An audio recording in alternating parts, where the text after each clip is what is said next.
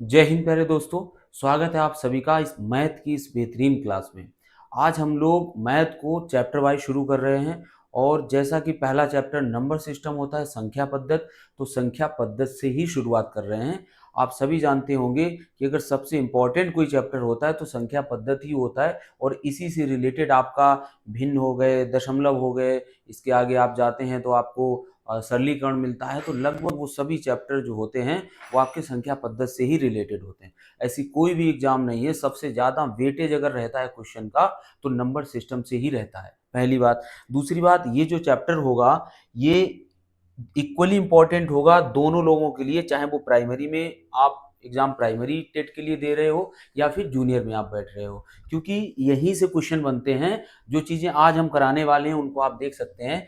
आज हम लोग समझेंगे कि संख्याएं क्या होती हैं और उनके प्रकार, मतलब संख्याओं के प्रकार जो होते हैं आपसे पूछ दिया जाता है वास्तविक संख्या क्या है और काल्पनिक संख्याएं क्या होती हैं, परिमेय संख्याएं क्या हैं, परिमेय संख्याएं क्या होती हैं। इसके अलावा आपसे पूर्णांक संख्याएं पूछ दी जाती हैं, सम विषम पूछी जाती हैं, भाज्य अभाज्य पूछी जाती है। संख्याओं की बहुत सारी कैटेगरी होती है, तो नेचुरल नंबर्स आपसे पूछे जाते हैं। तो वहां पर हम सब कुछ डिस्कस करेंगे। ऐसा कोई भी नंबर का प्रकार नहीं होगा जो आपको यहाँ पर डिस्कस ना हो। और सबसे अच्छी बात है, आप यहीं से याद करके जाओगे, मतलब आपको घर पे पढ़ने की भी जरूरत नहीं पड़ेगी, इतना यहाँ पर हम करा देंगे।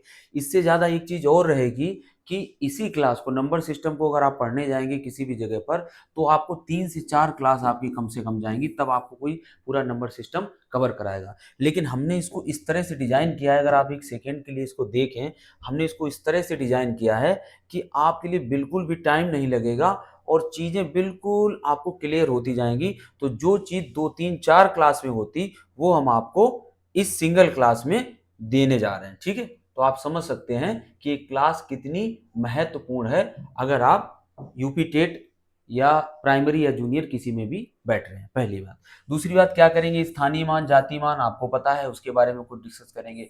आरोही क्रम संख्याओं का क्या होता है, अवरोही क्रम क्या होता है। वैसे भी नंबर से ज्यादा यहाँ पर भिन्न या फिर रूट वाली संख्याएं, करनी वाली संख्याएं आती हैं आरोही अवरोही में, तो उसके लिए हमें इसका पता होना जरूरी है। पूर्ववर्ती परवर्ती संख्याएं क्या होती हैं। अब जैसा कि सबसे जरूरी है यहाँ पर संख्या और उनके प्रकार, उसी तरह से ये दो चीजें, विभाजिता के नियम, मतलब जो संख्याएं किसी से डिवाइड होती तो विभाजिता के नियम क्या होते हैं, और किसी भी दी हुई संख्याओं में इकाई अंक ज्ञात करना। और ये भी बहुत इंपॉर्टेंट होता है, इकाई अंक यूनिट डिजिट बहुत पूछा जाता है, आप प्रीवियस सेट उठाकर देखिए। तो ये जो शुरुआती बातें थी हमने आपको इसलिए बताई ताकि आप समझ सको कि क्लास वास्तव में इंपॉर्टेंट है, ये स्किप करने वाली क्लास नहीं, ठीक है। तो चलिए शुरू करते हैं। अगर हम बात करें संख्याओं की, नंबर्स की बात करें, सबसे पहली बात तो यही आती कि नंबर्स होते क्या हैं। अगर हम नंबर्स की बात करें तो आप सभी जानते होंगे इस दुनिया में जो कुछ भी है उसको आप, अगर हम गणित की भाषा में कहें तो या तो आप उसको गिनते हो, या तो आप उसको क्या करते हो, गिनते हो, या आप उसको मापते हो, या आप उसको क्या करते हो, मापते हो, या किसी क्रम में उसको रखते हो, या किसी क्रम में उसको रखते हो। तो गणित के वे चिन्ह जिन्हें हम प्रतीक भी कह सकते हैं, एक छोटी सी परिभाषा ही मान लो इसको, गणित के गणित के वे चिन्ह या प्रतीक, सिंबल जिन्हें कहते हैं, जिनसे हम किसी भी वस्तु की गिनती करें, किसी भी मात्रा को मापें या किसी का क्रम निर्धारण करें, इसके लिए जिन चिन्हों प्रतीकों का प्रयोग किया जाता है उन्हें ही हम क्या कहते हैं, संख्याएं कहते हैं। ये बताने की जरूरत नहीं है, आप लोगों में सभी लोग ही जानते होंगे कि संख्याएं क्या होती हैं, ठीक है। अब आगे बढ़ते हैं। अब बात करते हैं कि हाँ ठीक है, जिससे हम गिने और या हमारी गणितीय जो संकल्पना है उसमें जो चिन्ह प्रयोग किए जाते हैं उनको हम क्या कहते हैं, नंबर्स कहते हैं। अब बात आती है नंबर्स कितने प्रकार के होते हैं। तो नंबर्स बेसिकली अगर मुख्यतः देखें तो नंबर दो प्रकार के होते हैं। एक होते हैं वास्तविक नंबर जिन्हें रियल नंबर्स कहा जाता है, और दूसरे होते हैं काल्पनिक नंबर जिन्हें इमेजरी नंबर कहा जाता है। क्या कहा जाता है, इमेजरी नंबर्स कहा जाता है। देखिए सबसे पहले इमेजरी नंबर की ही बात कर लेते हैं, क्योंकि इनके बारे में बात करने को कुछ है ही नहीं। क्योंकि जैसा कि इनके नाम से ही है कि ये इमेजरी होते हैं, तो ये इमेजरी ही रहते हैं, इनका वास्तविक जीवन में, हमारे भौतिक जीवन में कोई भी प्रयोग नहीं है। और ये होती कौन सी संख्याएं हैं, जो रूट के अंदर माइनस संख्याएं होती हैं वो इमेजरी नंबर कहलाते हैं। आप इनका कोई भी मान नहीं निकाल सकते हैं, इनसे कोई भी गणितीय संक्रिया नहीं कर सकते हैं। किसी भी गणितीय संक्रिया में इन नंबर्स का यूज नहीं किया जाता है, इन्हें काल्पनिक नंबर कहते हैं। तो हम तो ये कहते हैं कि इनको रखा ही क्यों है, इसका साइन जो होता है वो इमेजिनरी दैट इज आई होता है। ठीक है, तो इसके बारे में कुछ भी आपको बताने की जरूरत नहीं है और हम टाइम वेस्ट करेंगे नहीं फालतू की बात पे। अब बात कर लेते हैं वास्तविक संख्याएं जिनसे हमारा लेना देना है। देखिए, अगर हम वास्तविक संख्याओं की बात करें तो वास्तविक संख्याएं क्या होती हैं? जो संख्याएं इस दुनिया में एग्जिस्ट करती हैं, चाहे वो पूर्णांक संख्याएं हो या भिन्न संख्याएं हो या दशमलव संख्याएं हो, चाहे वो पूर्णांक हो, चाहे वो पूर्णांक संख्याएं हो, चाहे वो भिन्न के रूप में हो और चाहे वो डेसिमल या दशमलव के रूप में हो, ऐसी सभी दशमलव दशमलव रूप में हो, ऐसी सभी संख्याएं क्या कहलाती हैं? वास्तविक संख्याएं, रियल नंबर्स कहलाती हैं। आपको ये बात अच्छे से पता होगी कि हम क्या कहना चाहते हैं। अगर एक हम नंबर लाइन ड्रॉ करें, और आप सभी जानते होंगे कि जब नंबर लाइन पे आप नंबर को डिनोट करते हो तो सपोज करो आप यहाँ पर जीरो को कंसीडर करते हो, तब फिर हम लोग अगर पूर्णांक की बात करें तो ये एक हो गया, इधर दो हो जाता है, इधर तीन, इधर चार, इस तरह से क्रमानुसार एक एक जोड़ करके हम इधर बढ़ सकते हैं। इधर -1 हो गया, यहाँ पर -2 हो गया, यहाँ पर -3 हो गया। ये हमारी नंबर लाइन है जिस पर हमने किसको दर्शाया है? पूर्णांकों को दर्शाया है। ठीक है, तो ये पूर्णांक किस कैटेगरी में आएंगे? वास्तविक संख्याओं की कैटेगरी में आएंगे। बड़े आराम से पढ़ेंगे, यहाँ पर रिवीजन की जरूरत ही ना पड़े, इतनी आराम से पढ़ेंगे। ये जो, क्योंकि समय है और ये चैप्टर इंपॉर्टेंट है, ये जो संख्याएं हैं, ये जो पूर्णांक संख्याएं हैं, ये क्या हो गई? वास्तविक। अब बात करते हैं भिन्न की। अगर हम भिन्न भिन्न क्या होती है भाई बताइए? जिस संख्या को आप अंश और हर के रूप में लिख पाओ, जैसे 1/2 है, जो पूर्णतः एक न हो उसे भिन्न कहते हैं। तो अगर 1/2 है तो इसका इस 1/2 को आप कहाँ रखोगे?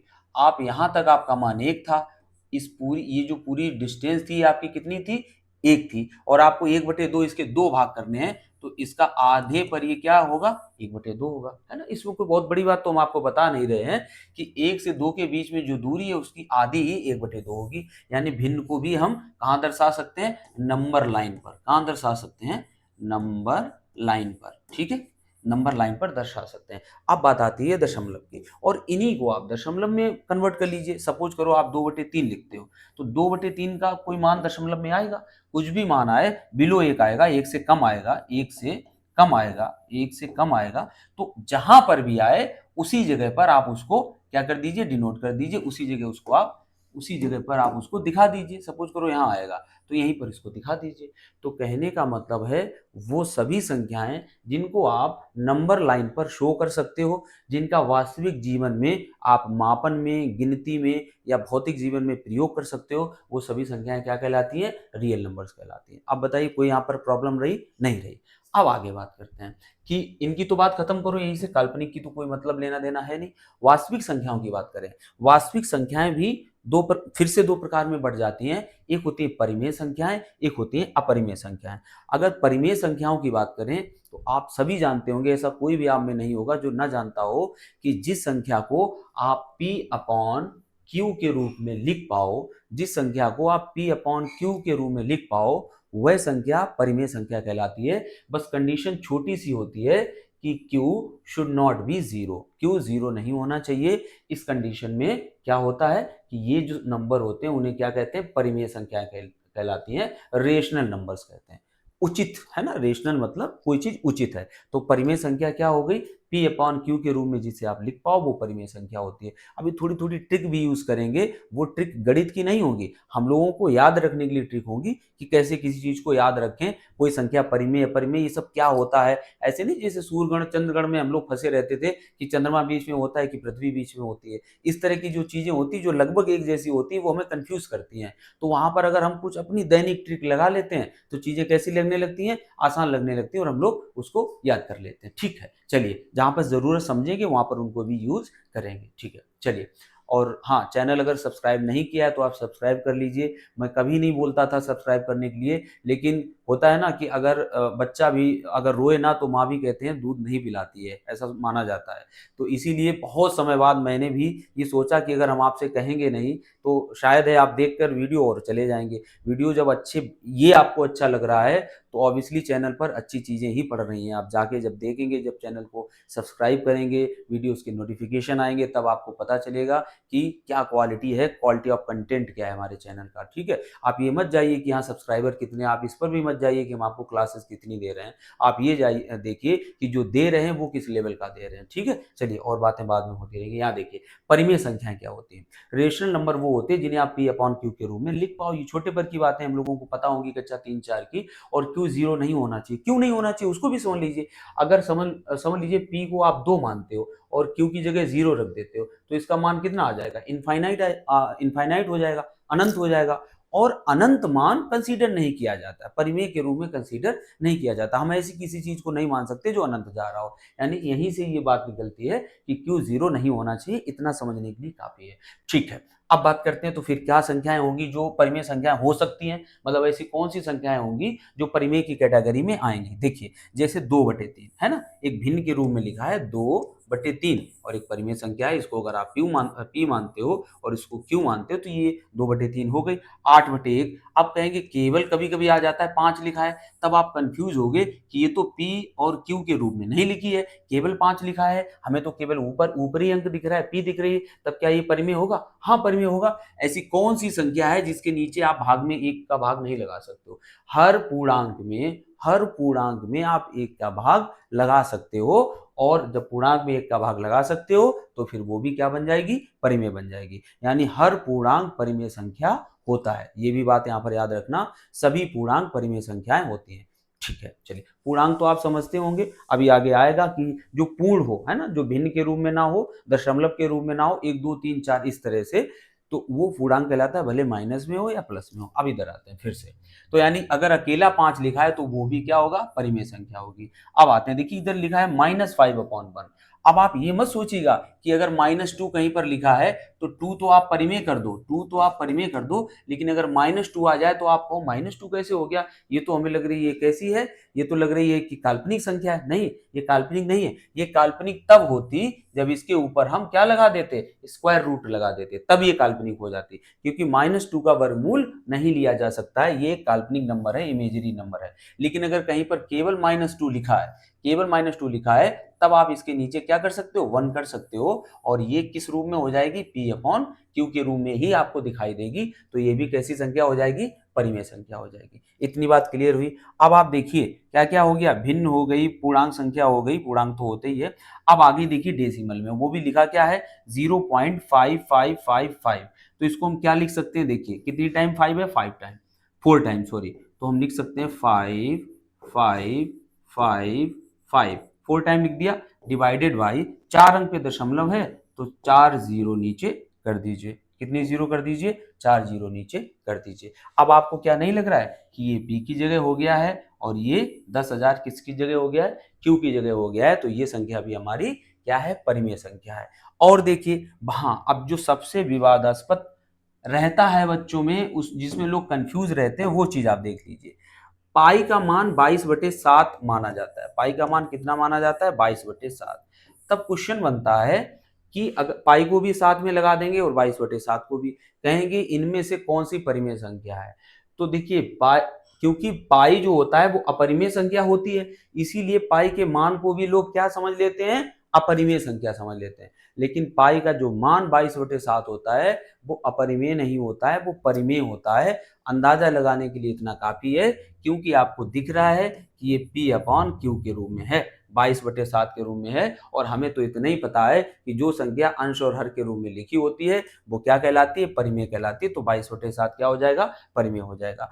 अब एक नई चीज और दी है, √4 दिया है। देखिए √4 दिया है तो इसका मतलब क्या है, √4 का मतलब ये हो जाएगा कि आप √4 का वर्गमूल लीजिए, और 4 का वर्गमूल कितना होता है, 2। और अभी हमने आपको बताया था कि 2 अपने आप में अगर लिखा है केवल 2, तो 2 क्या होती है, कोई भी पूर्णांक लिखा है तो वो क्या होती है, परिमेय संख्या होती है। तो फिर रूट मतलब 4 का वर्गमूल 2 हो जाएगा, तो ये भी परिमेय हो जाएगा। लेकिन √4 की जगह अगर √3 लिखा है, क्योंकि आप 3 का तो वर्गमूल ले नहीं सकते हो, तो आपको एक ऐसी संख्या नहीं मिलेगी जो पूर्ण हो। आपको डेसिमल में आंसर मिलेगा 1.732 करके ऐसे चलते चले जाओ, √3 का जो मान होता है 1.732 और ऐसे चलते चले जाओ, तो ये एक ऐसी संख्या मिलेगी जो कि किस में होगी, डेसिमल में होगी। इस कंडीशन में वो संख्या कैसी हो जाएगी, अपरिमेय संख्या हो जाएगी, कोई पूर्ण मान आपको नहीं मिलेगा। तो इसी तरह से यहाँ पर कुछ मान दिए गए। अब हम समझते हैं कि अपरिमेय क्या होते हैं। परिमेय समझ गए, जिन्हें P अपॉन Q के रूप में निश्चित रूप में आप लिख सको। तो फिर अपरिमेय क्या होती है, इर्रेशनल होती है। इसमें आप देखोगे रेशनलिटी नहीं होती, इरेशनल होते हैं। कैसे, देखिए पाई का मान 3.1415922653 और अभी रुका नहीं है और चलते चले जाओ, मान चलते ही चला जाएगा। कहां तक चलता जाएगा, अनंत तक चलता चला जाएगा। तो ये अनंत तक बढ़ती चली जाती है, रुकती ही नहीं है। इधर देखिए 0.134765822415 और चलते चले जाओ, नहीं रुक रही है। तो आप इसको P अपॉन Q कैसे कर सकते हो, आप अंश और हर के रूप में कैसे कर सकते हो। अंश और हर जब करोगे जब मान निश्चित हो जाएगा। इसका तो निश्चित आप कर ही नहीं सकते हो, तो P अपॉन Q के रूप में लिख ही नहीं सकते हो। तो इस केस में ये कैसी रहेंगी, अपरिमेय रहेंगी। ठीक है, फिर बाकी ऊपर कुछ रूट संख्याएं लिखी हैं। 11 का वर्गमूल नहीं ले सकते हो, रूट 5 का ले सकते हो, लेकिन इसका कोई निश्चित वर्गमूल नहीं होगा, इसीलिए इनको आप P अपॉन Q रूप में नहीं लिख सकते हो। तो ये कैसी संख्याएं होंगी, अपरिमेय संख्याएं होंगी। तो परिमेय अपरिमेय के बारे में जो हमने बताया इतना पर्याप्त है समझने के लिए कि क्या होता है। ठीक है, बस पाई को याद रखना, और पाई का मान वैसे भी एग्जैक्ट 22/7 भी नहीं होता है। ठीक है, चलिए नेक्स्ट बात करते हैं। अब बात करते हैं दशमलव संख्याओं की, बाद में बात करेंगे। पहले बात करते हैं वही जो वास्तविक संख्याएं थी। दो तरह की संख्याएं थी, वास्तविक और इमेजिनरी। तो उसको हमने इमेजिनरी तो खत्म कर दिया, वास्तविक को बांटा था दो भागों में, परिमेय और अपरिमेय। अब परिमेय अपरिमेय को रोक दीजिए, वो आप समझ चुके हो। अब वास्तविक को बांटिए आप किसमें, पूर्णांक संख्याओं में और दशमलव संख्याओं में, है ना। वास्तविक संख्याओं को हम किसमें बांटने जा रहे हैं, पूर्णांक में और दशमलव में। देखिए जब पूर्णांक की बात आती है तो उस कंडीशन में दो चीजें हट जाती हैं। एक तो वहां पर भिन्न नहीं होगी, दूसरा वहां पर दशमलव नहीं होगी। भाई पूर्णांक का मतलब ही क्या है, पूर्णांक का मतलब ही होता है कि पूर्ण अंक। पूर्णांक का मतलब क्या होता है, पूर्ण अंक। और जहां पर पूर्ण अंक होगा वहां पर क्या ये दो चीजें होंगी, नहीं होंगी। उसके नाम में ही छुपा है पूर्णांक, पूर्ण अंक। तो पूर्ण अंक मतलब क्या होते हैं बताइए। यहाँ अगर हम लिखे 1 हो गया, 2 हो गए, 3 हो गए, इस तरह से आप चलते चले जाओ, ये सब क्या होते हैं, पूर्णांक होते हैं। लेकिन ये चीज याद रखना, उसमें 0 को भी इंक्लूड किया जाता है, -1 को भी किया जाता है, -2 को भी किया जाता है, -5 को भी किया जाता है। बहुत ध्यान देना, पूर्णांक की जब बात आए तब आप ये नहीं कह सकते हो कि केवल जो धनात्मक संख्याएं हैं वही पूर्णांक होती हैं, क्योंकि केवल धनात्मक संख्याएं पूर्णांक नहीं होती, प्राकृतिक संख्याएं होती हैं। उसकी चर्चा हम अभी बाद में करेंगे। लेकिन जब पूर्णांक की बात चले तो वहां पर ऋण पूर्णांक, आप उसे याद रखना ना, हम लोग पढ़ा करते थे धन पूर्णांक ऋण पूर्णांक, है ना, धन पूर्णांक ऋण पूर्णांक। तो धन और ऋण दोनों की बात केवल पूर्णांक में आती है, इसके अलावा धन परिमेय ऋण परिमेय कोई नहीं कहता। धन पूर्णांक ऋण पूर्णांक, जो इंटीजर्स होते हैं वो पॉजिटिव और निगेटिव दोनों में होते हैं, इंक्लूडेड जीरो, जीरो को भी शामिल किया जाता है। तो देखिए जीरो भी शामिल है, और 1 2 3 पॉजिटिव, और -1 2 3 4 जो भी है माइनस में वो सब निगेटिव। और अगर आपसे पूछ दिया जाए कि दो पूर्णांकों, जैसे क्वेश्चन बन सकता है, दो पूर्णांकों के बीच कितने का अंतर होता है, तो दो पूर्णांकों के बीच हमेशा 1 का अंतर होता है। चाहे वो माइनस के हों चाहे प्लस के हों, उनके बीच जो अंतर होगा वो 1 ही का होगा। 1 से 2 हो रहा है तो 1 का डिफरेंस हो रहा है, 1 ज्यादा हो रहा है। -1 से -2 हो रहा है तो 1 ही का डिफरेंस है, लेकिन 1 कम हो रहा है। ठीक है, तो ये बात आपको समझ में आ गई कि पूर्णांक क्या होता है। सभी पूर्ण धन संख्याएं या ऋण संख्याएं जीरो को जोड़ते हुए पूर्णांक कहलाती हैं। ठीक है, अब बात करते हैं फिर दशमलव संख्याएं क्या होती हैं। हमने यहाँ से क्या हटाया था, हमने यहाँ से भिन्न हटाई थी और दशमलव हटाया था। तो फिर देख लीजिए वही चीज यहाँ पर होगी। ऐसी decimals are set of numbers lying between integers on a number line. आप ऐसी कोई भी संख्या, जैसे ये नंबर लाइन हमने बनाई थी उतने टाइम पर, ये 0 था, ये 1 था, ये 2 था, ये 3 था, ये 4, और ये -1 था, ये -2 था, इस तरफ -3 था, इस तरह बनाई थी।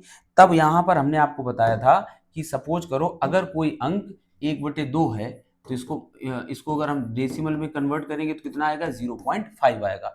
तब फिर आप इसको यहाँ एक इस पे नहीं कर सकते हो, आपको इसको कहाँ डिनोट करना होगा, 0.5 यहाँ बीच में करना होगा। तो सीधी सी बात है, वो अंक या वो संख्याएं, वो नंबर्स जो पूर्ण अंक पे नहीं आते, कहाँ, लाइंग बिटवीन, देखो पड़े रहते हैं या होते हैं किसके बीच में, इंटीजर्स, पूर्णांकों के बीच में जो संख्याएं होती हैं, पूर्णांकों सरल भाषा में लिख देते हैं, पूर्णांकों के बीच में जो संख्याएं होती हैं या जो अंक होते हैं नंबर लाइन पे, उनको हम दशमलव संख्याएं कहते हैं। क्या कहते हैं? दशमलव संख्या कहते हैं। आप हर का अंश में भाग लगाओगे तो वो डेसिमल में आएगा, इतना तो हम सब लोग जानते हैं, कॉमन सी बात है ना।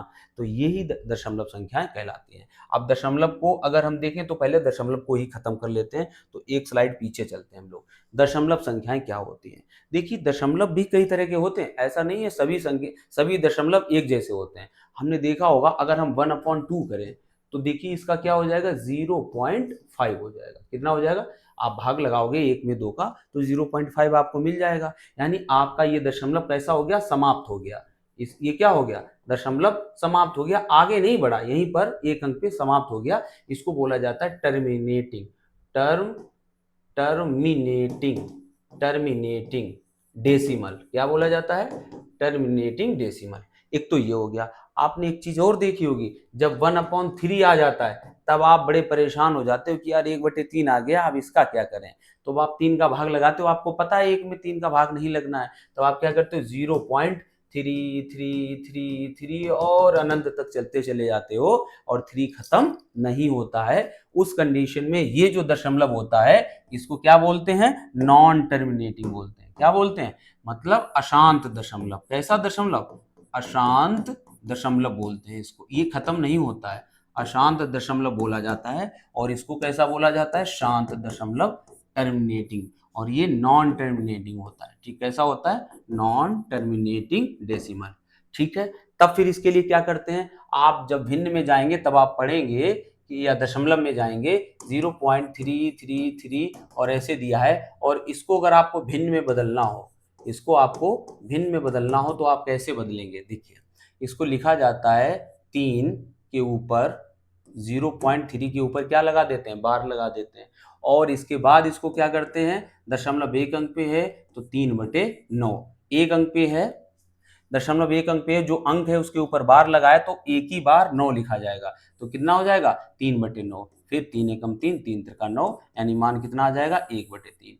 इस तरह से ये कुछ चलता है। ठीक है, अब यहीं पर अगर 2 अंक रिपीट हो रहे होते, आगे भी होंगे, उनको हम बताएंगे आपको, तो फिर वो कैसे काम करते हैं वो आगे बताएंगे। ठीक है, तो ये चीज हो गई।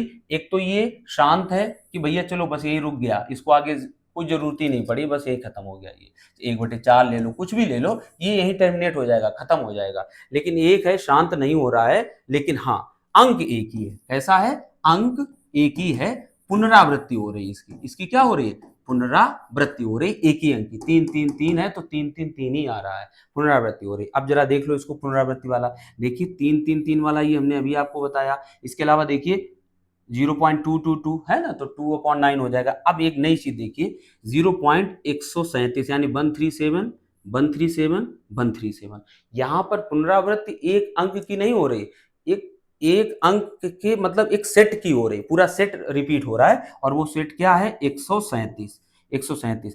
तब आप 0.137 के ऊपर लगा दीजिए बार, और इसका मतलब होता है 137 लिखिए, और 137/999। जितने अंकों के ऊपर बार लगा होता है उतने 9 का भाग लगा देते हैं और हमारी यही संख्या आ जाती है। मतलब किस रूप में?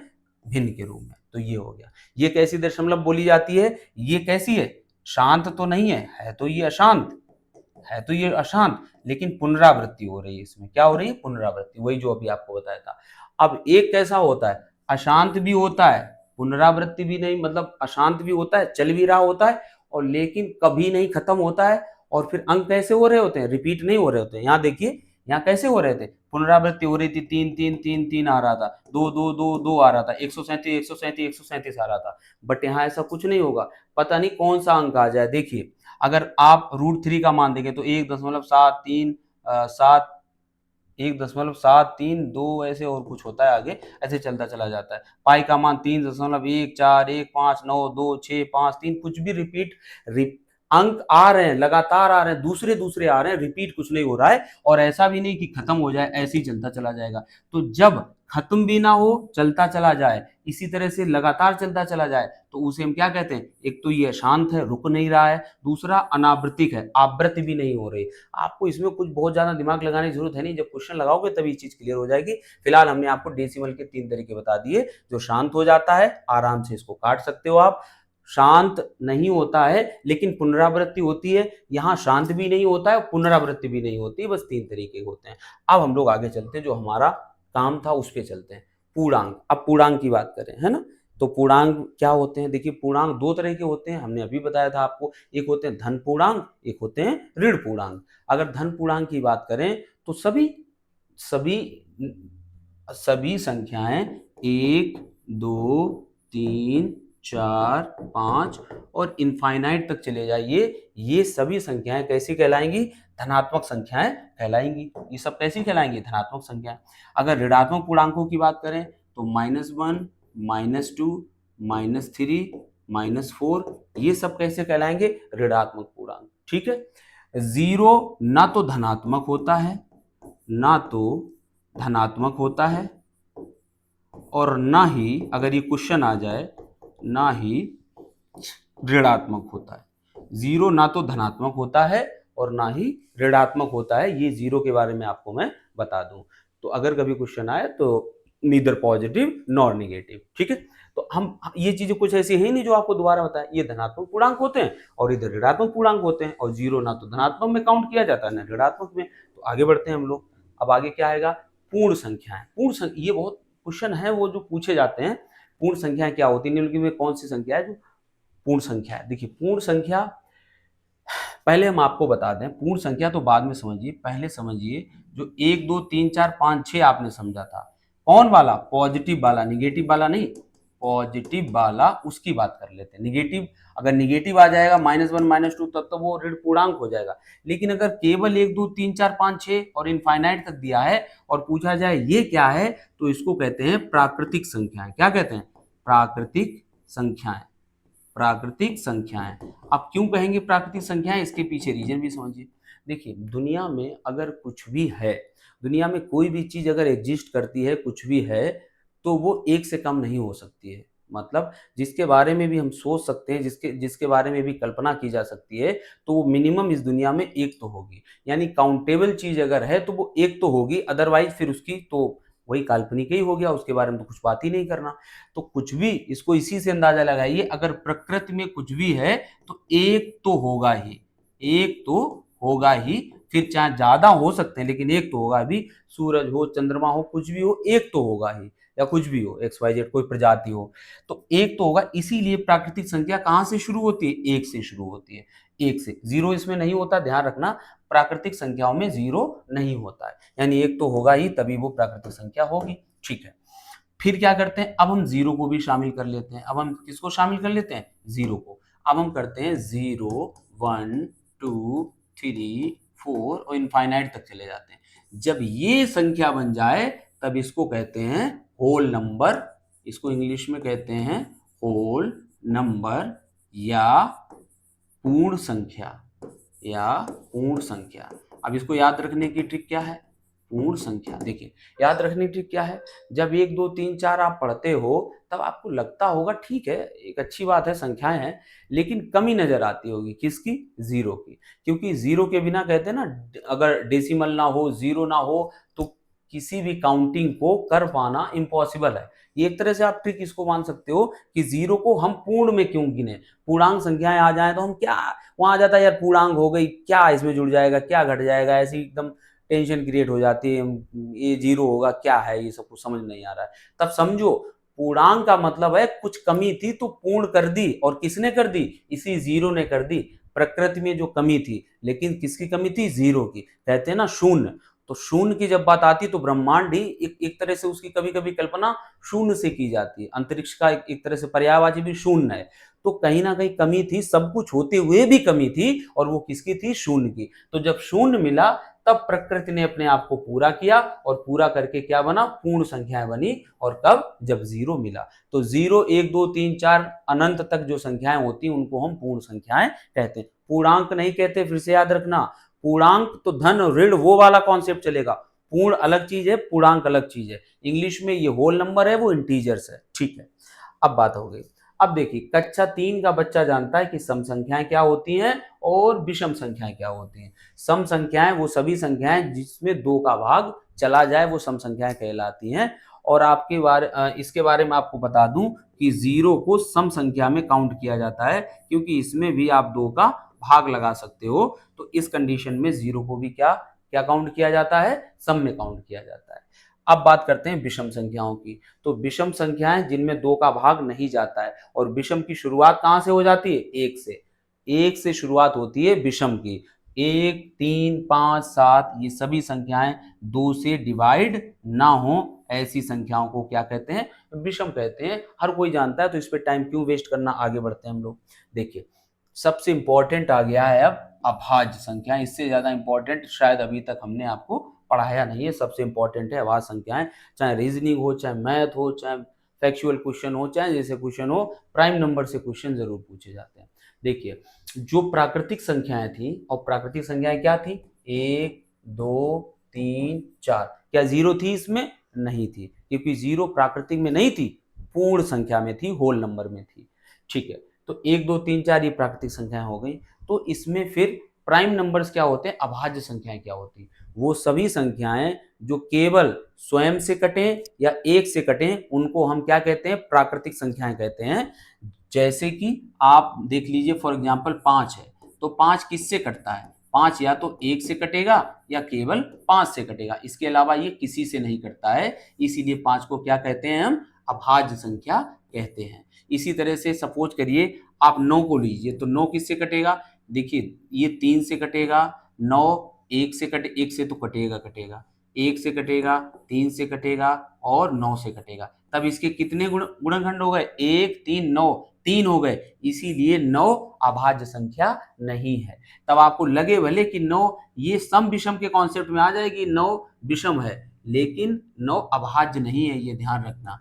तो इसी तरह से जैसे 7 हो गई, तो 7 तो केवल 1 से कटेगी, 7 से कटेगी, तो 7 कैसी हो जाएगी, अभाज्य संख्या।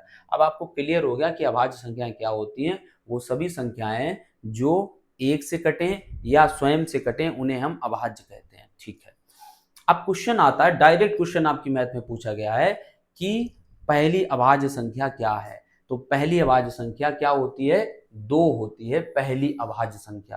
अभाज्य संख्याओं की शुरुआत ही कहां से होती है, 2 से होती है। तो 2 पहली अभाज्य संख्या है, ये देखिए लिखी भी है। और दूसरा क्वेश्चन बनता है, वह कौन सी अभाज्य संख्या है जो सम है। तो केवल एक ही अभाज्य संख्या है 2, जो कि सम होती है, और यही होती है। इसके अलावा कोई भी अभाज्य संख्या अनंत तक चले जाइए, सम अगर संख्या है तो वो अभाज्य नहीं होगी। केवल 2 ही ऐसी संख्या है, और 2 केवल किससे कटता है, 1 से कटता है और 2 से कटता है। तो इसके जो गुण हैं कितने गुणनखंड वाले, 2 गुणनखंड वाले। तो वही गुण ये फॉलो करती है 2, तभी ये कैसी संख्या है, अभाज्य संख्या है, प्राइम नंबर है। कोई दिक्कत किसी को, यहां तक नहीं दिक्कत होगी आई थिंक। अब देखिए एक बात कही जाती है, prime number are in 6 plus minus 1 form. मतलब प्राइम नंबर जो होते हैं, यानी अभाज्य संख्याएं होती हैं, वो 6n प्लस माइनस 1 फॉर्म में होती हैं। इसका मतलब क्या है, आप n की जगह कुछ भी रखिए। सपोज करो n की जगह आप 1 रखते हो, तो 6 एकम 6, और प्लस 1 करिए तो कितना आ जाएगा 7, और माइनस 1 करिए तो कितना आ जाएगा 5। तो 5वीं अभाज्य होती है, 7वीं अभाज्य होती है। अब आप n की जगह रख के देखिए, आप n की जगह रखकर देखिए 2, तो 6 में गुणे 2 प्लस 1 बराबर कितना हो जाएगा, 6 दूनी 12, 1 13, 13 भी अभाज्य संख्या होती है, और 6 दूनी 12 और माइनस 1 11, और 11 भी अभाज्य संख्या होती है। तो अब यहाँ से एक बात निकल के आती है कि जितनी भी अभाज्य, बहुत ध्यान से सुनना, जितनी भी अभाज्य संख्याएं हैं, जितनी भी अभाज्य संख्याएं हैं, जितनी भी अभाज्य संख्याएं हैं, वे 6n प्लस माइनस 1 फॉर्म में होंगी। जितनी भी अभाज्य संख्याएं हैं वो 6n प्लस माइनस 1 फॉर्म में होंगी। लेकिन ये चीज बहुत जरूरी है जो अब आपको हम बता रहे हैं, लेकिन हर, यानी प्रत्येक 6n प्लस माइनस 1 अभाज्य नहीं होगी। लेकिन हर 6n प्लस माइनस 1 अभाज्य नहीं होगी, लेकिन हर अभाज्य इस फॉर्म में होगी। जैसे एग्जांपल इसको बता दें, n की जगह आप 4 रख के देखिए, तो 6 चौक 24, और 1 जोड़ेंगे तो कितना हो जाएगा 25, और 25 एक अभाज्य संख्या नहीं है ना।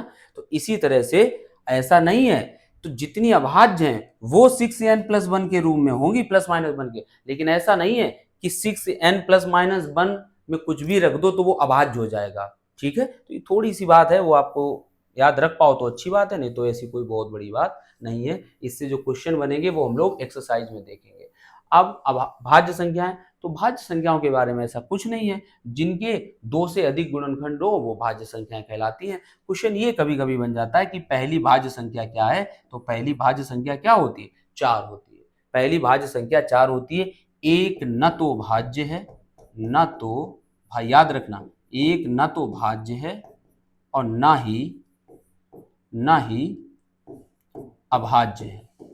एक ना तो भाज्य, यही क्वेश्चन डायरेक्ट सीधा सीधा आ जाता है, एक ना तो भाज्य है और ना ही अभाज्य है। ठीक है, तो ये भाज्य हो, ये हो गई अभाज्य, ये हो गई भाज्य। तो पहली हो गई 4 अभाज्य। तो शुरुआती भाज्य संख्या की कहां से होती है, 4 से होती है। ठीक है, अब नेक्स्ट हम लोग चलते हैं आगे। क्या था, सहअभाज्य संख्याएं क्या होती है, ये भी क्वेश्चन डायरेक्ट पूछे जाते हैं। सहअभाज्य संख्याएं, देखिए वो अभाज्य संख्याएं जिनके गुणनखंड जो बीच का कॉमन कोई इसमें कॉमन फैक्टर नहीं होता है, मतलब ऐसा नहीं होता है कि आप 2 और 3 में कुछ भी कॉमन बचाओ, ये अपने सरलतम रूप में होती हैं। 2/3 कुछ भी कटेगा नहीं, तो ये मतलब इनको आप काट नहीं सकते इनको किसी भी संख्या से, तो ये इनका जो कॉमन फैक्टर कहें तो वो एक ही रहेगा। 16 9 में कुछ भी कॉमन नहीं है, एक ही कॉमन है। तो ऐसी संख्याएं क्या कहलाती हैं, जैसे 4 और 5 हो गया, ये भी नहीं, ये तो हाँ 4 और 5 ये अभाज्य हो जाएंगी। कैसी हो जाएंगी, सहअभाज्य हो जाएंगी, आपस में अभाज्य है ये। तो ये हो गया। बाकी ट्विन प्राइम नंबर क्या होता है, ट्विन प्राइम नंबर होता है जिन अभाज्य संख्याओं के बीच 2 का अंतर होता है, उनको ट्विन प्राइम नंबर कहते हैं, ट्विंस है ना, ट्विन प्राइम नंबर कहते हैं। अब देखिए, एक ये पूछ दिया जाता है, निम्नलिखित संख्याओं में कौन सी संख्या है जो परफेक्ट नंबर है। परफेक्ट नंबर क्या होता है, इसको समझिए। परफेक्ट नंबर, वो होल नंबर अलग चीज है, परफेक्ट नंबर अलग चीज है। परफेक्ट नंबर वो होता है जिसके अगर हम फैक्टर्स करें तो उसके फैक्टर्स, जैसे 6 के फैक्टर करिए तो 1 होता है, 2 होता है, 3 से भी कटती है और 6 से भी कटती है। तो खुद के जो 6 से मतलब स्वयं से तो हर संख्या कटती है, तो खुद वाले को छोड़ के जितने बचे हैं उनका अगर हम योग करें और वो इसके बराबर हो जाए तो वह संख्या परफेक्ट नंबर कहलाती है। देखिए 3 2 5 और 1 6। इसी तरह से आप 28 के करके देखिए, 28 के जब आप करेंगे तो कितना आ जाएगा, 1 से कटेगा, 2 से कटेगा, 4 से कटेगा, इसके अलावा ये 7 से कटेगा, 14 से कटेगा और 28 से कटेगा। तो 28 को केवल छोड़ दीजिए और बाकी इन सभी का योग करिए। देखिए 2 1 3 4 3 7 दूनी 14, 14 दूनी 28, 28 हो रहा है, तो 28 भी कैसी है, एक परफेक्ट नंबर है। कैसा नंबर है, परफेक्ट। और ये बहुत सारी नहीं होती हैं, आप सोचो बहुत सारी, इसके बाद शायद 496 आएगी, 96 या 94 आएगी, ऐसी कुछ है, 496 या 94 है, एग्जैक्टली याद नहीं आ रहा है। तो ये संख्याएं परफेक्ट नंबर कहलाती हैं। तो ये पेपर में पूछा जा चुका है, निम्नलिखित में से कौन सी संख्या है वो परफेक्ट नंबर है, तो 1 डाल देंगे इसमें से और 3 दूसरी डाल देंगे। तो आपको तो पता होना चाहिए ना कॉन्सेप्ट क्या होता है इसके पीछे का। ठीक है, चलिए नेक्स्ट देखते हैं। अंकों का स्थानीय मान, जाति मान, आपको इसमें कोई दिक्कत नहीं होनी चाहिए, सभी कक्षा 2 3 4 5 की ये बातें हैं।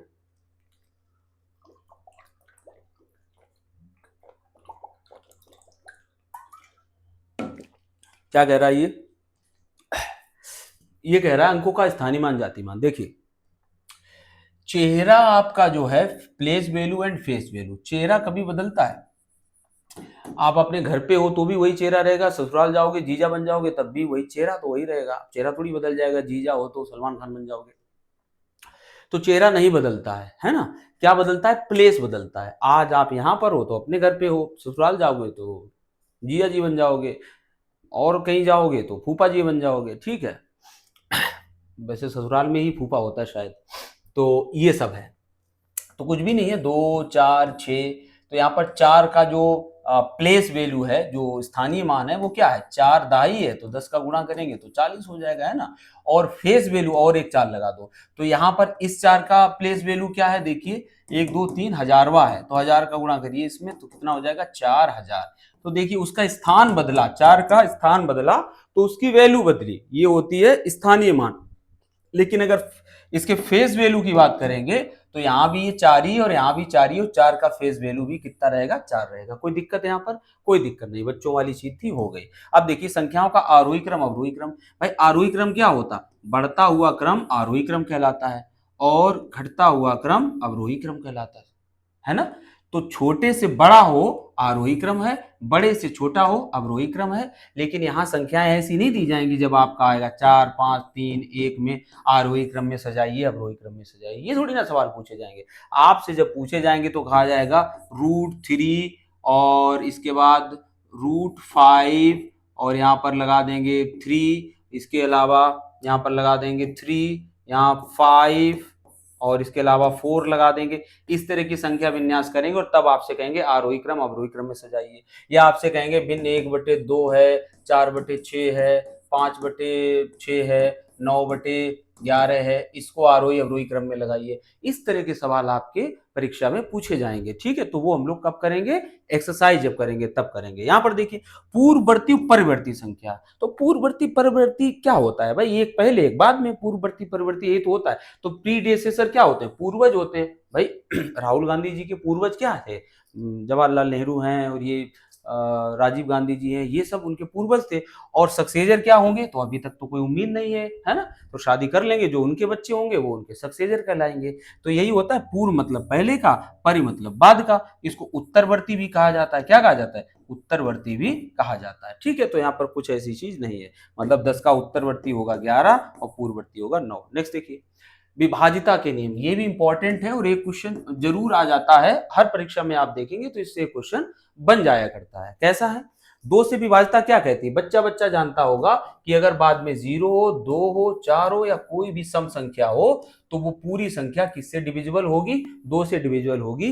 कक्षा 2 का बच्चा ये बात जानता है, आप नहीं जानते हो 2 वाले बच्चे से पूछ सकते हो, ठीक है। तो 2 से विभाजिता क्या कहती है? कि जिसके लास्ट में ये अंक हो वो 2 से कटेगा। 3 से विभाजिता क्या कहती है? कक्षा 3 का बच्चा जानता है जितने भी अंक हो 4 1 5 6, 6 5 11 1 12 और 12 4 कितने होते हैं? 12 4 कितने होते हैं? 12 4 16, 16 है। और कुछ करो, 16 के बाद 16 2, 16 2 18 होता है ना, तो 2 लगा दो। अब इन अंकों को आप जोड़ा, हमने कितना अंकों का योग हुआ जाके? 18। यानी ये 18 जो हुआ, इधर देखो 18 जो हुआ ये 3 से कट सकता है, तो इसलिए ये संख्या भी 3 से कट सकती है। Then you need not to divide this number from 3। आपको 3 से इस नंबर को डिवाइड करने की जरूरत नहीं है। अंग्रेजी भी सीखते चलिए साथ साथ में। तो ये हो जाएगा क्या? 18 अगर इसके अंकों का योग कट रहा है दैट मीन्स ये पूरी संख्या भी 3 से कट जाएगी। 4 से विभाजिता बहुत ही सरल है। इकाई और दहाई के अंक केवल देख लीजिए, अगर वो 4 से कट रहे हैं तो संख्या चाहे 12 अंक की हो या हाथी अंक की हो वो भी 4 से कट जाएगी, ठीक है ना। यहाँ आते आते आप भी बोर हो गए होंगे, है ना। चलिए 5 से विभाजिता क्या कहती है? अगर किसी संख्या के लास्ट में 0 है या फिर 5 है तो वो संख्या भी किससे कटती है? 5 से कटती है। 5 काट ही केवल इसी को पाता है, इसके अलावा 5 किसी को नहीं काट पाता है, छोटा है बेचारा। 6 से विभाजिता क्या कहती है? 6 काहे से मिलके बना है? आप कहोगे सर 2 में 3 का गुणा करने से मिलकर बना है। तो फिर जो संख्या 2 से कटेगी, जो संख्या 3 से कटेगी, इन दोनों से जो संख्या कटेगी वो ही 6 से कटेगी। वो किससे कटेगी? 6 से कटेगी। तो समझ लीजिए आप, अगर आपको ससुर साहब के साथ व्यवहार चलाना है तो आपको दोनों सालों से भी व्यवहार चलाना पड़ेगा। चलिए आगे बात करते हैं। नेक्स्ट है विभाजिता की जांच। अच्छा 8 से विभाजिता, 8 से विभाजिता कहती है 4 वाली क्या थी? इकाई और दहाई थी, तो 8 वाली क्या हो जाएगी? एक और बढ़ा दो, इकाई दहाई सैकड़ा। यानी लास्ट के 3 अंक अगर 8 से कट रहे हैं किसी संख्या के दैट मीन्स वो पूरी संख्या भी 8 से डिवाइड हो जाएगी। क्लियर है ये चीज। 9 से विभाजिता, 3 से विभाजिता क्या कहती थी? कि अंकों का योग, अंकों का योग बटे क्या करते थे? 3, तो फिर बटे 9 कर दो। यहाँ पर कोई दिक्कत? 9 बना ही किससे है? 9 बना तो 3 ही से है ना, 3 त्रिका 9। तो अंकों का योग यहां भी करिए और बटे 9 कर दीजिए। तो अगर कट रहा है तो वो संख्या भी किससे कटेगी? 9 से कटेगी। 10 से विभाजिता हम नहीं आपको बताएंगे, हमें पता ही नहीं है कैसी होती है, आप खुद पता लगाइए। 11 से जो विभाजिता होती है वो बहुत अच्छी होती है। 11 से विभाजिता जो कहती है वो ये कहती है कि क्या कहती है? 11 से विभाज्यता कहती है सबसे इंपॉर्टेंट सम स्थानों पर के अंकों का योग डिफरेंस विषम, ये यही पूछा जाता है सबसे ज्यादा, स्थानों पर के अंकों का योग अगर 0 है, 11 है, 22 है तो उस कंडीशन में वो संख्या 11 से डिविजिबल होगी। कहो सर आपने तो घुमा के सुराही बना दी, तो इसको आसान कर देते हैं। आसान ये होगा, मान लीजिए 1331 है, आपको पता है ये 11 का घन है। तो देखिए सम स्थानों पर के, तो सम स्थान क्या है? दूसरा और चौथा, 3 1 4 माइनस या डिफरेंस पहला और तीसरा, विषम स्थान पहला और तीसरा, 3 1 4 और 4 4 का डिफरेंस 0। दैट मीन्स ये संख्या भी 11 से कैसी हो जाएगी? कट जाएगी। तो यही क्या कहता है? विभाजिता का नियम कहता है। ठीक है, नेक्स्ट देखिए क्या है। अगला है इकाई अंक ज्ञात करना। शायद ऐसी कोई परीक्षा नहीं है जिसमें इकाई अंक से रिलेटेड क्वेश्चन ना पूछा जाता हो। क्या है क्वेश्चन? क्वेश्चन कैसे पूछे जाते हैं इसमें वो देख लीजिए। सबसे पहले तो बच्चों वाला पूछा जाता है, कुछ संख्याएं हैं उनका आपस में गुणा करा देंगे और कबूतर कबूतर को लड़ा के पूछेंगे कौन जीता। तो देखो 7 8 56, 6 मिला, 6 पंचे 30, 0 मिला। अब चाहे किसी का गुणा कर दो, इकाई अंक तो 0 आने वाला है, क्योंकि 0 से बड़ा कोई भी हीरो नहीं है। ठीक है, चलिए आगे बात करते हैं। अब ये प्लस माइनस कर रहे हैं तो भैया प्लस प्लस को जोड़ दो, माइनस वाले घटा दो। 3 में धन 2 कितना हुआ? 5, और 5 में धन 8, 8 5 13, और सही जा रहा है ना? 3 2 5 8 5 13, 13 से क्या हुआ? ये 3 2 5 8 5 13, तो इकाई अंक कितना आया? 3, और यहाँ इकाई अंक कितना है? 1, और वो भी कौन सा? माइनस, तो इकाई अंक कितना बचेगा? 2। बस यही हमें करना था। अब घात वाली संख्याओं के इकाई अंक ज्ञात करना, ये सबसे जरूरी है, इसको लिख सकते हो, मोस्ट इंपॉर्टेंट। घात वाली संख्याएं कैसी होती हैं? 214 की घात पूरे की मान लीजिए 512, ऐसी घात चढ़ा दी जाए। उस कंडीशन में पूछा जाए अगर इस संख्या का गुणा इतनी बार किया जाए तो उसका इकाई अंक क्या होगा? तो सबसे अच्छा तरीका है 214 को 512 बार गुणा कर लो, है ना, और आराम से इकाई अंक निकाल लो। ठीक, चलिए देखते हैं। अगर आधार बेस में, बेस कहाँ होता है? ये वाला, इस बेस की बात हो रही है ना, वो वाले बेस की बात नहीं हो रही जहां से फाइटर जेट उड़ा के पाकिस्तान को फोड़ दिया था। इस बेस की बात हो रही है। 214 में 4 यहाँ पर बेस है और इसी के ऊपर ये पूरी घात मान के चलिए, तो 4 के ऊपर मान के चलिए कितनी? 512। ठीक है, 4 के ऊपर 512। तो देखिए अगर बेस 0 है, 1 है, 5 है, 6 है, भैया इन पे घात कितनी भी चढ़ा दो, ये है बैगन, ये क्या है? ये है बैगन, इनमें कितना भी पानी डालो ये वैसे के वैसे रहते हैं, कुछ भी फर्क नहीं पड़ता है। 0 1 5 6 पे कितनी भी पावर चढ़ा दो 0 ही आएगा, 1 ही आएगा, 5 ही आएगा, 6 ही आएगा। कितनी भी बार 5 का गुणा कर लो, अंत में 5 5 एकम 5 पचम 25 में भी 5, पचम 25 पंच 125 में भी 5। इसी प्रकार से 6 6 एकम 6, 6 छंग 36, 36 छक्का 216। सही है, 216 ही होता है। चलिए देखिए, तो ये कुछ इस तरह से रहता है। अब दो संख्याएं, ये तो हो गई 1 0 1 5 6 की बात। अब बात कर लेते हैं 4 और 9 की। 4 9 की बात करेंगे तो ये होता क्या है, इसके लिए आपको शायद ये पता नहीं होगा। देखिए ये होता क्या है, 4 एकम 1 पावर होगी तो 4 एकम 4, 4 पे 2 पावर होगी तो 4 चक्कू 16, 4 पे 3 पावर होगी तो 4 चक्कू 16 चक्कू 64, और 4 पे 4 पावर होगी तो 16 चक्कू 64 और 64 चक्कू 256। ठीक है, अब आप एक चीज देखेंगे यहाँ पर, एक चीज क्या देखेंगे?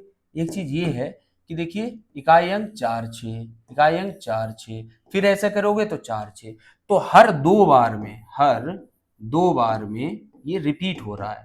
कितने बार में?